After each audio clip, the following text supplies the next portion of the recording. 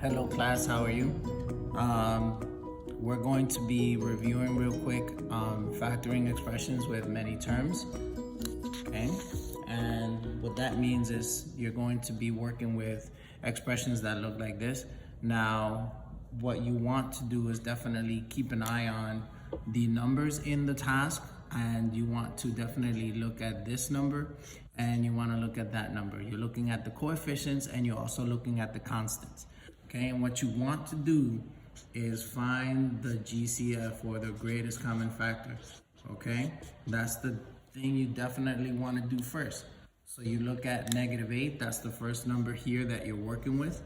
And in order to get -8, you would need -1 times 8, or 1 times -8, or -2 times 4, or -4 times 2.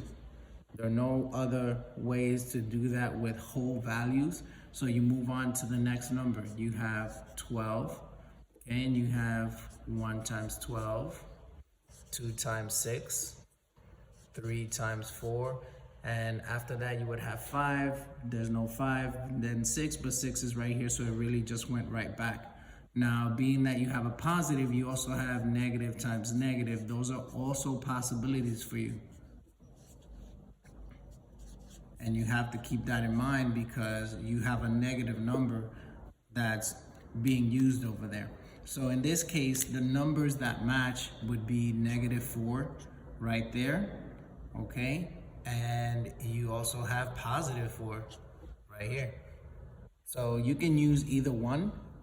And it's going to definitely give you a response. There's more than one response here because of the fact that there are two. So the next thing you would want to do is just rewrite the expression using the greatest common factor. Okay, and what does that look like? So if you choose -4, for example, then I'm gonna have -4, and what number times that gives me 8, or -8 is 2. So that was the other number that was with -4 over there. So it's 2 times D, and then you're going to also have -4 yet again, okay? And -4 times -3 gives me +12 over there, okay? So the last step you definitely want to take is to just rewrite with the GCF outside of the parentheses. Okay, so that means you're bringing the -4 outside any parentheses, but you only want to write it down one time because we're going to bring the parentheses together. So you have 2D, and that's a -3, and that's exactly how you copy it. So your expression that is factored would be -4 times 2D minus 3. So the -4 is what got factored out of -8D plus 12. That is what got factored out. That's why this is called factoring. Okay. I'll give you a different example here. Okay, following the same steps, I want to do the same thing. I want +6, and the only ways to get +6 would be 1 times 6, 2 times 3, and that's it. And I can also have the negatives, if you recall, because that also gives me +6. Then I'm looking at -18. That's -1 times 18, or 1 times -18. You have 2 times -9, -2 times 9. You have 3 and 6, so -3 times 6, or 3 times -6. Then you have 30.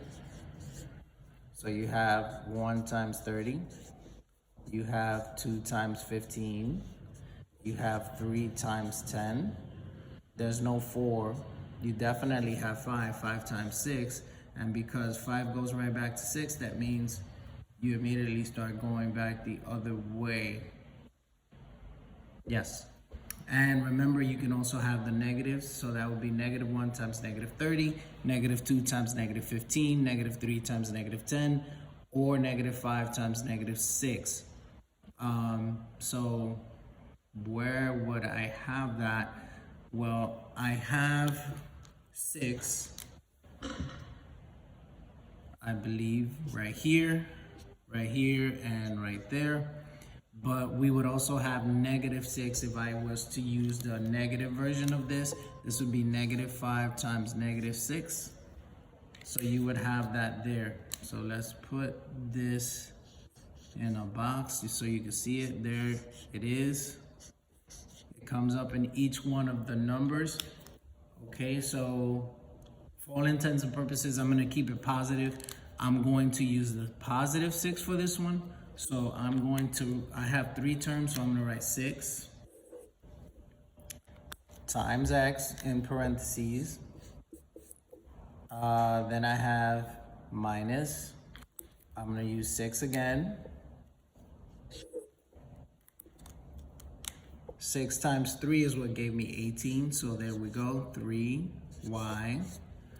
And then that's plus. Then it's 6 again. And it was 6 times 5. That gives you 30. So once again, I want to bring all these 6's together.